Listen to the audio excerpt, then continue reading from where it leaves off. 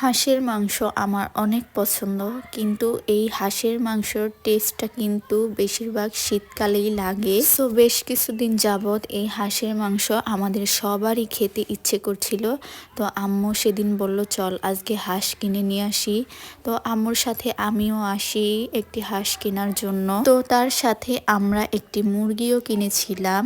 মুরগিটা কিনেছিলাম হচ্ছে আমরা বাসায় মুরগিটা পালবো বলে। তারপর বাসায় এসে আম্মু হাঁসটাকে সুন্দর করে কেটে রান্না শুরু করে দেয়।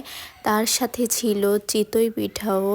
আসলে হাঁস খেতে যতটা মজা, কিন্তু তা পরিষ্কার করতে অনেক বেশি কষ্ট হয়।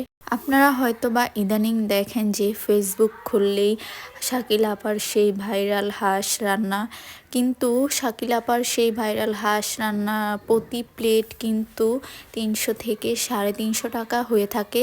আর এত দূর আমাদের পক্ষে যে খাওয়াও সম্ভব ছিল না, তাই আমরা বাসায় একটা হাঁস এনে ভুনা করে খাই। আর আমাদের সব থেকে বেশি ভালো লাগে হাঁসের মধ্যে গোটা গোটা রসুন। এটা আপনি যখন পিঠা দিয়ে খাবেন তার সাথে হাঁসের রসুনও কিন্তু অনেক বেশি মজা লাগে। যে যাই বলুক না কেন, বাসায় যে হাঁসের মাংস রান্নাটা হয় সেটাই কিন্তু বেশি মজা হয়। আপনার রেস্টুরেন্টে যত রকমের মশলা দিয়েই হাঁস ভুনা করা হোক না কেন, বাসাটার মতো স্বাদ আপনি কোথাও পাবেন না। আর আপনি কিন্তু বাসায় রান্না করলে তৃপ্তি সহকারে খেতে পারবেন।